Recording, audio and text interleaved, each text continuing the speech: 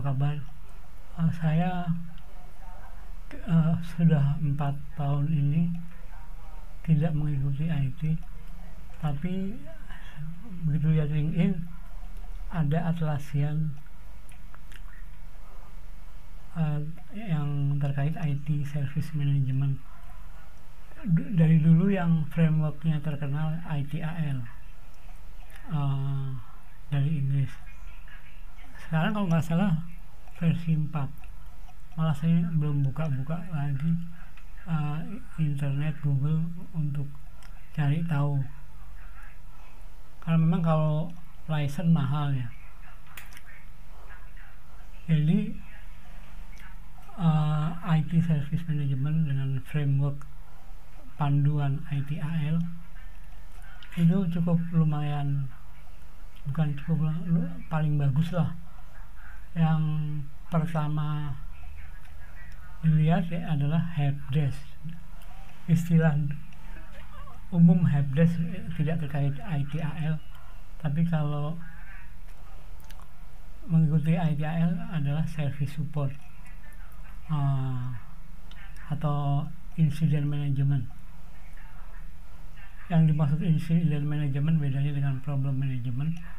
Incident itu semua apapun yang terkait ada masalah di user, atau user mungkin tidak tahu setting atau apa, itu masuk ke incident management. Jadi pintu utamanya, jadi bukan di level top levelnya ya, tapi di level staffnya.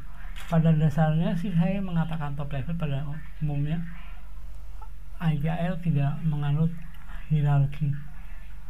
Yang dianut adalah proses, lempar proses seperti lari estafet.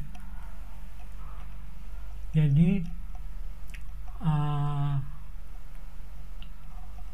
untuk incident management atau service support inilah yang berkomunikasi dengan end user yang memakai service IT di kantornya. Misalkan dipinjemin PC atau laptop, dikasih akses wifi, internet, dikasih akses internet, printer, dan sebagainya. Untuk itu ITAL mengkupas, meneruskan yang tanpa framework, tapi ya kurang lebih yang umum dipakai ya, itu incident management dan problem management dan change management. Itu yang hierarki paling tinggi. Jadi artinya kerusakan itu bisa di internal user kita, perusahaan, atau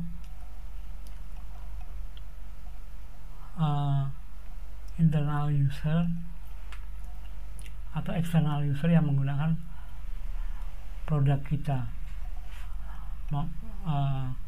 termasuk produk apapun ya, elektronik,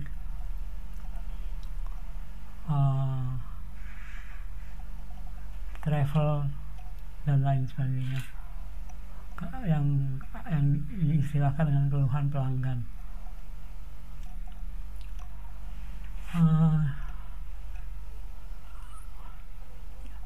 ITAL ini menjelaskan dari A sampai Z, detail sekali, tapi yang umum dipakai, ada yang jarang pakai.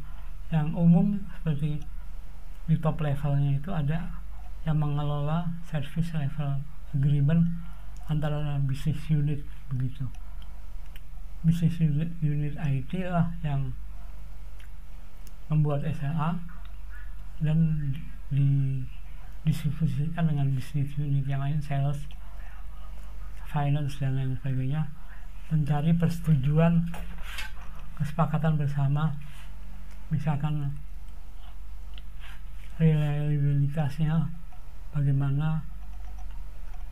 Kita tahu kalau Google service user Gmail kita aja tanpa kita tanda tangan mampu mereka 100%, sehingga kita merasa nyaman memakai email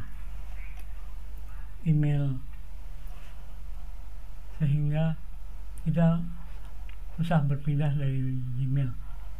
Ya, yang setara adalah Yahoo dan Microsoft Hotmail, seperti itu. Kembali ke ITIL yang sering dipakai helpdesk-nya atau service support-nya. IT service support ini kadang-kadang dibuat berjenjang. Kalau usernya sampai ribuan, jadi di tempat level pertama untuk menangkap telepon user yang lebih pintar, service support level kedua, maksudnya lebih pintar mungkin lebih banyak pengalamannya sehingga mampu men-service user dengan beberapa pertanyaan yang mengarah untuk ke solusi. Nah, terus kan ada IT problem management. Antara insiden dan problem beda. Kalau problem yang dicari akar permasalahannya itu apa, root cause dan kemampuan di problem management itu root cause analisis, menganalisa root cause. Jadi jangka waktu yang bisa berhari-hari. Sedangkan kalau incident management, secepatnya solusi ini harus dikasih ke user, apakah dengan backup sementara atau apapun kondisinya, kita sebagai service support harus sementara pakai ini dulu deh, supaya bapak atau ibu bisa bekerja. Sedangkan problem management itu orang IT di belakang layar untuk menyelesaikan root cause analisisnya. Root cause analisis ini kadang-kadang misalkan membutuhkan biaya yang cukup mahal. Nah, itu harus didiskusikan dengan pihak manajemen. Orang manajemennya ada dalam grup change manager. Change manager ini nanti yang memastikan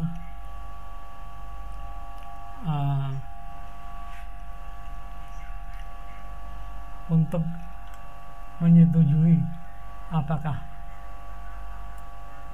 cara penyelesaiannya seperti itu, diservis lagi tapi dengan biaya mahal, ganti spare part dan sebagainya.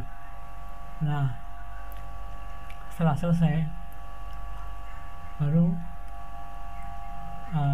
apakah diservis ke resellernya atau apa, balik lagi dan bisa digunakan kembali. Itulah 3 komponen operasional yang sangat penting di ITIL, yaitu incident management, problem, dan change. Insiden ini ada yang cukup populer disebut helpdesk atau service support. Begitu teman-teman. Terus yang paling populer juga IT service level agreement. Itu yang kesepakatan bersama, downtime-nya itu harus di skala berapa, 99% atau 99,5% idealnya gitu. Dan kewajiban dari provider IT jika melanggar peraturan tidak tercapai 99%, mau dilakukan langkah apa. Sebab ini terkait bisnis.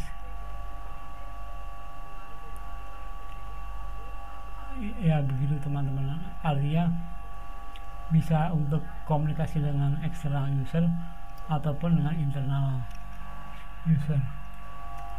Biasanya dipisah.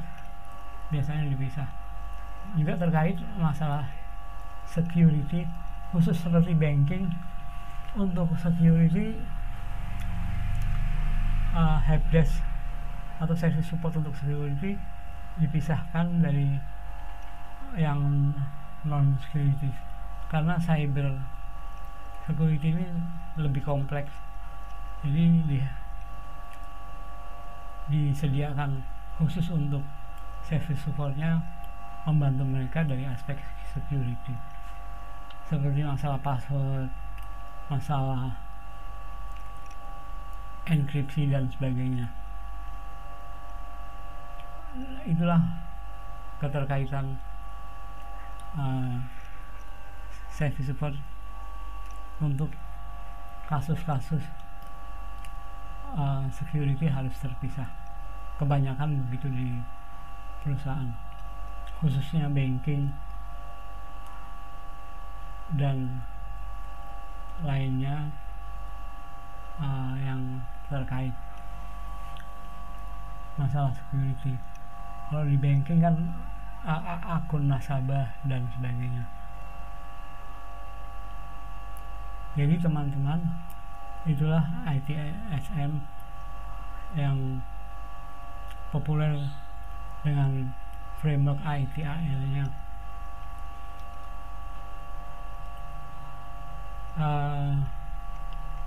Demikian pembahasan kali ini tentang IT Service Management.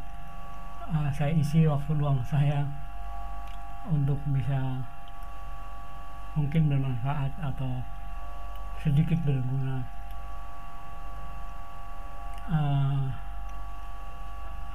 Pesan dari ITSM sendiri, kebanyakan ada yang cukup ambil porsi perusahaan seperti yang terkenal BMC Remedy, itu bisa kita memilih modulnya. Seperti ada satu perusahaan